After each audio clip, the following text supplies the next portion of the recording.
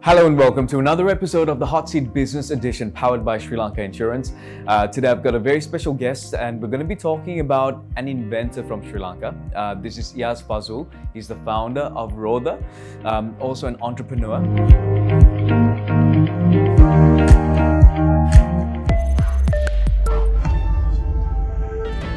Sri Lanka Insurance Motor Plus, driven by you. Welcome, Eyas. Thank you for joining us. We'll start off with asking you if you had to describe yourself in under 10 words. The first thing that comes to your mind, first sentence or first few words, what would they be? Passionate, loves to build stuff, and wants to live the Sri Lankan life. Just live free and just enjoy life. Because we are blessed. Right. So, If someone called you up right now and they're like, "What's your mission?" Sustainable living. Right. I think living in a way that we have a minimum impact on Earth. I think that's the most important thing right now. Yeah. And that's my mission. What's been the most difficult journey of the three? The main things that you've documented so far? You mean From my past, solar panels right. to hospitality to now coming up with your own bicycle, smart bicycle. What's been the most difficult journey? I think this is something very typical towards this side of the world, is that leapfrog technologies, disruptive technologies. There's a very, very small number of people who actually adopt it. You know? So in my career, I don't know if it's blessed or not, but I've always been in that cutting edge. Even in the solar technology, when I got into solar, people were still like, oh, should we get it, should we not? And my job was to talk to them and tell them, okay, this is what renewable energy and sustainable living would actually mean, right? So that's I had to do that. That's where I actually and I felt I was very proud of it, because every single person that I spoke to and every single person who was convinced was actually going to choose a more sustainable way to live. And then when I introduced, in that industry, I introduced many new things. For example, the rooftop, large commercial, like putting solar on large rooftop through third-party investment. This was not something done before in Sri Lanka. The government actually had barriers to do it against legislative barriers. So my team, we actually convinced the government to change that, and then that was also very new. And 3 years ago, no one was opting for it. Now everybody's doing it, right? So those are the kind of places that I like to be at, because that's what the burning, my passion comes out, right? Yeah. But then also, and then with Rhoda, I think I was honestly not expecting this kind of attention towards it. Okay. As in, when I started it, I thought I'd have to work more on marketing and whatnot. And just like this meeting, this is just completely organic. You call us up and you're like, hey, let's promote this son. So it's always been like that, and which is a good thing. Which means that I might be wrong. So Sri Lanka is maybe ready for electric bicycles, a new way of transportation. So that's why I see. So, but it's all about sustainable living. It's all about trying to live in a way that you have in your mind. Just a quick question. Are you in that process of being part of that journey? Have you figured out if you're a better inventor, engineer, or as a businessman? So the funny thing is, what do you enjoy more? The funny thing is, I wouldn't call myself an inventor, nor would I call myself a business person. I think where I lie is best term that I've googled and searched is a systems integrator. Right. Meaning I see novel concepts and I conceptualize this novel concept using technology, because I'm an engineer. I understand technology very well. But then I also have an innate skill for business and marketing and sales and business development. So where I lie is where there's a problem and there's a solution to it, which from an engineering side, and then I can sell it to from a business angle. So that's where I lie, right in the middle. You're kind of like the connector. Yeah, that's what I would say, the connector. Yes. Okay, so now for Rhoda, congratulations, by the way, with all the good press you've been getting. And likewise, you said, we called you because a lot of people have been asking us about this, and with Rhoda being the first ever Sri Lankan designed and assembled smart bicycle in the country. For a country that's so dependent on imports for a lot of things, raw materials, lithium, everything that you need. How difficult has that been? So this import thing is a double-edged sword for Rhoda, right? Us importing a lot of fuel is the reason, one of the main reasons that we are in this economic problem. On the other side, trying to manufacture something when, for example, our battery and our motor are imported is also difficult, right? Because of this economic problem. So, but then one creates an opportunity, one creates a disturbance for that opportunity. But I think the government, or I think the people in the higher ups actually start to understand that, oh, you know what, there is this is the opportunity, and then the solution is this locally manufactured, made in Sri Lanka products, right, for transportation, right, and then that's what now is returned. So because they restricted vehicle imports, but then people need to get around. Right. How do they get around? So, for example, last weekend I was at the BMICH, where they had the industry 2020 National Industry Exhibition. And in this segment, there was a parade called the Made in Sri Lanka parade, which is basically all the vehicles that are currently built in Sri Lanka and assembled in Sri Lanka. It's a proud moment to go on those, because in line, so that's like something that we, right, අපේ රට හදපු, අපිට ගමන යන්න පුළුවන්. It's a very proud moment. It was very nice, right? And to see people come up with solutions like this was because of this import restriction. Right. Yeah. So like I said, it's a double-edged sword, right? But now, for example, with transportation, just to go into retail transportation, we spend $250 million per month on fuel imports, right? When you add all that up for a year, that's $3 billion per year. Currently, our GDP, our deficit for export is $7 billion, right? So if personal transportation, which is $3 billion, was switched to something that is more efficient, right? Like an electric bicycle, right? Yeah. Right? So it would actually solve a lot of problems. Like we would actually not be in this economic problem if more and more people switch to a more sustainable way of moving. Right. Right. So that is what that is the opportunity, right? And more people are actually seeing that. Like you said before this interview, 3 ministers the past month alone suggested we need to be cycling more. Right. Right. Yeah. Cycling in like this humid environment it's a different, and we'll get to that. So how viable is it? How safe is it to cycle in Sri Lanka? Are there efforts to improve the conditions? What needs to be done in your opinion? Yeah. So I was having a really nice conversation about this with Dr. Amal Kumarage, the professor of logistics and transportation at University of Rhoda. And what he said, and rightly said, was that cycling has been pushed to a poor man's transport because it's hot, it's humid. We are not flatlands like Netherlands, right? So it's not feasible for us to cycle, especially in this day and age where all the offices are closed enclosed spaces, right? And we can't be coming there sweaty and stinky, right? So that is one of the main deterrents from pre-1970s, where people used to cycle a lot, to post-1970s, where now people are more considerate about not sweating, right? Now with Rhoda, that problem is out, right? The whole sweating and because there is a motor and a battery that makes it easier to ride. So on a hill, any distance without sweating, you can go. Right. So let's leave that to her. So explain that to us. So what you're saying is, if anyone's used an electric bicycle before, it's got a guiding system, hasn't it? Where you're not putting as much physical effort. It's like an assist. It's an assist. It's like when you're young and when your dad is trying to teach you cycling, when you pedal, suddenly you feel a push from behind. That's exactly how it feels. Right? You feel that.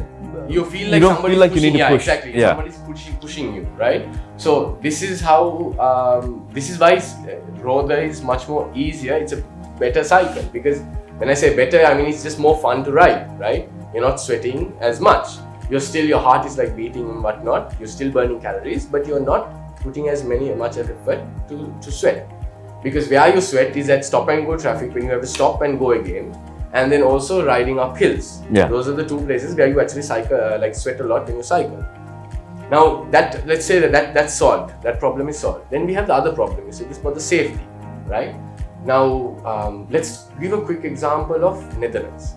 Netherlands, obviously, everyone knows cycling capital of the world. 1920s, pre-1920s, these guys were all cycling. Right? The roads were all full of bicycles. And then in the 1920s, now automobiles started to come into Netherlands, and they started taking more and more of the roads that were available out there in Netherlands. Now what happened was people protested, saying that, you know what, we need to cycle because these cars are coming and taking over the roads. We can't cycle anymore. They protested. People even died. Okay. Right, fighting for the right to cycle. Right. And then what happened was the laws were, from then onwards, every single politician who came and made sure that cyclists are pleased, right? Because that's how anyways politics works. And how did they achieve that? Because they spent more money on infrastructure, while instead of the whole world spent more and more on big roads. Yeah. They spent more and more on making cyclists comfortable. People were the ones that made cycling happen, or that changed the legislation towards cycling infrastructure. Because let's be honest, the current government at this stage, right, or even say 2 years, 3 years from now, they're not going to prioritize cycling lanes because there's nobody cycling, right? So it has to come from the people. The people makes the choice, and then the government would actually opt it for it, right? That is how any movement or disruption works. And the thing is this, to be honest, now I'm sure you must have seen, there's more and more cyclists nowadays in Sri Lanka. I am seeing them. In Colombo, right? You have all these people with big, very expensive bicycles riding around, right? And if you ask them, they would say, yes, buses are scary, trees are scary, but once you get over that fear, it's actually pretty easy to ride around. Because roads are usually, most of the roads are flat in Colombo, very good roads, right? So it just takes a handful of people to make that move. Because there's such a big benefit to it. Exactly, right? And I'm very proud to say that we have 15 pioneers, right? Actually now it's 20 pioneers who actually bought Rhoda, right? And these are all mostly people with they take Rhoda as a second vehicle. Yeah. They want to go to the gym. They want to go to the Kade. They want to go to the Pansala. They want to go to the Palliya. They want to go. The sons of fathers who would never allow them to get a driving license. Yeah. Motorcycle. Yeah. Motorcycle license. These people are now switching to Rhoda, right? And they're actually becoming the pioneers of who would actually promote this lifestyle. Yeah. Because that's what it needs. You need that support. You need more people to ride. And as more people ride, I can confidently go to the government and say, hey, this is what's happening right now. More people are riding. You need to put more money down for cycling lanes. Yeah. I can actually say that. Yeah. If I go now, they'll laugh at me. They'll be like, who's riding? Yeah. Right? But if I go then, right, and I say I can, because I can do that. I can. Right now, the way the world works, you can actually approach anybody. It just takes a TikTok video and I can speak directly to whoever is in charge, right? So that is the kind of effect we need. More people, as more and more people opt for active mode of transport. Yeah. Active meaning either walking or cycling. This will change. It will get prioritized. That being said, how do you break the stigma, like you said? We talked about this before the interview. The stigma in Sri Lanka. I'm not saying this about everyone, but the whole idea of, I'm in a car, which means I make a certain amount of money.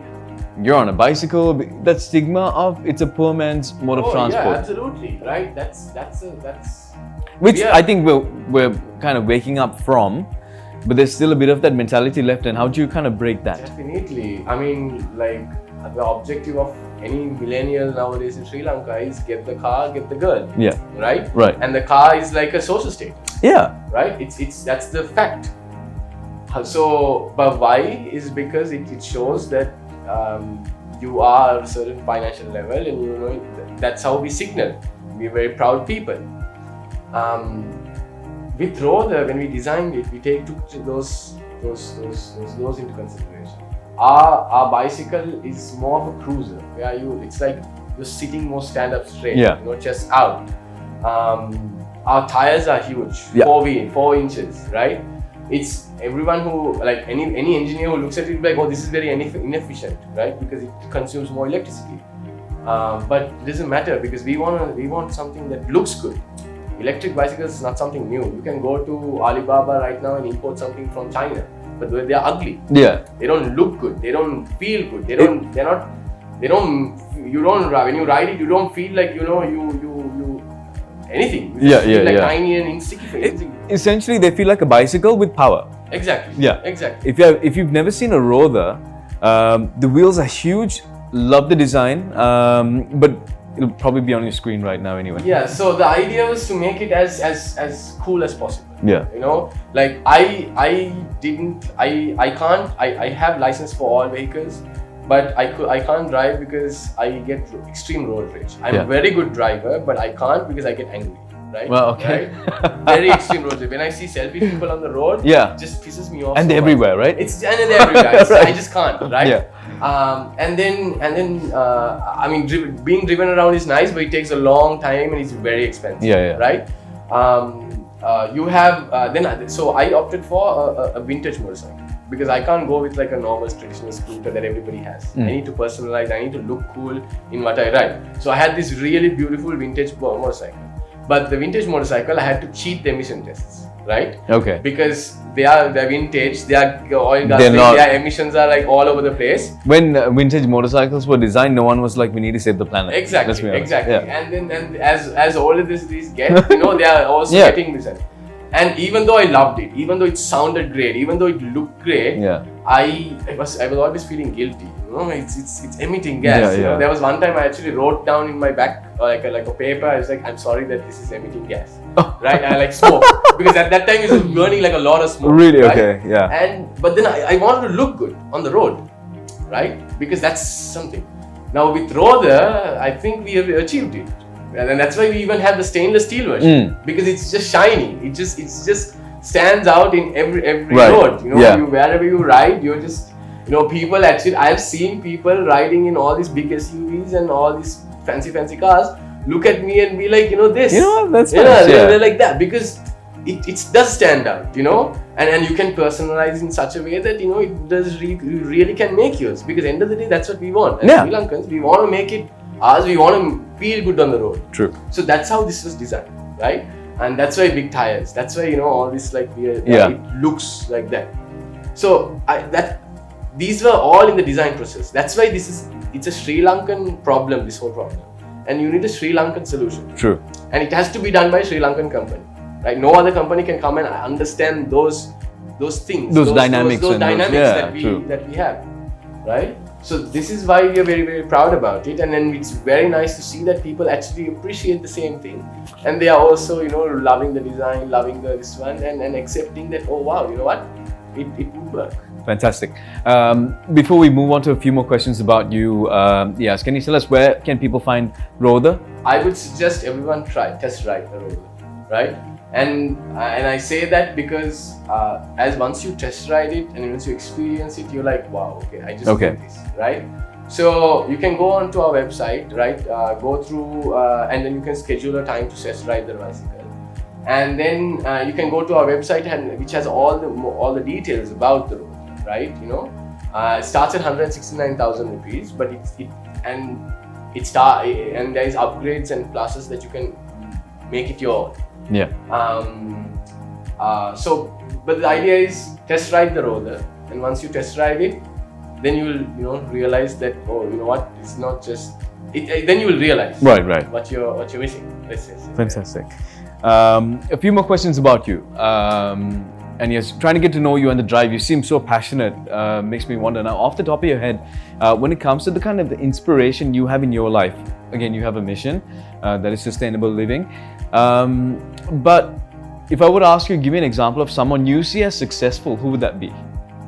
My definition of success would be someone who actually who saw a problem, and who was very, very passionate to solving it. And one person that I believe who did it was Steve Jobs. Right. Right? He saw problems in music delivery, he saw problems in how the phone is being used, and how underutilized we are when it comes to technology.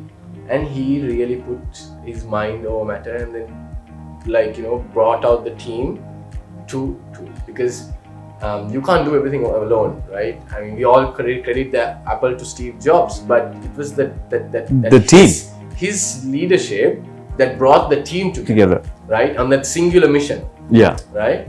And then that is what I really think as success, to make an impact in somebody's life for the better. I think that is a definition of success for me. And just with that, we wish you all the success in everything you do. And again, we'll be right by you, supporting you in all your adventures as we kind of take this to the masses. But that being said, if there is a quote that you absolutely live by before you say goodbye, what would that be? The ones who are crazy enough to think that they can change the world are the ones who do. Love it. That's, I think, Steve Jobs said that. It's credited to Steve Jobs. So I believe that. I really believe that. And I would say, everybody, first off, I just want to say thank you very much for having me, promoting this thing. So thank you very much for the TNL Radio Network to be able to promote us like this, and especially Light FM, Light 87 for this. I'm really hoping to see more and more Rhodas on the road, and make people, like, mobility should not be a problem to people's living. True. Like life. Yeah. Right? Like, you need to be able to live the way you want, and this is the mission. Like, so forget about the movement problem. You want to be whatever you want to be in life. You just get there.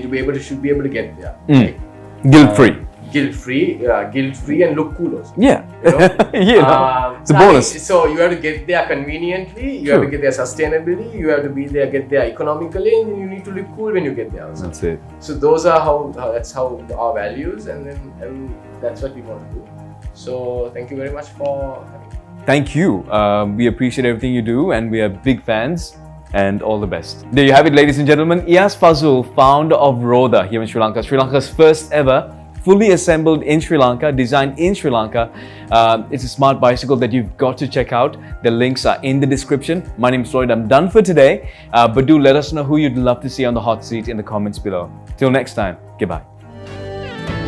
Sri Lanka Insurance Motor Plus, driven by you.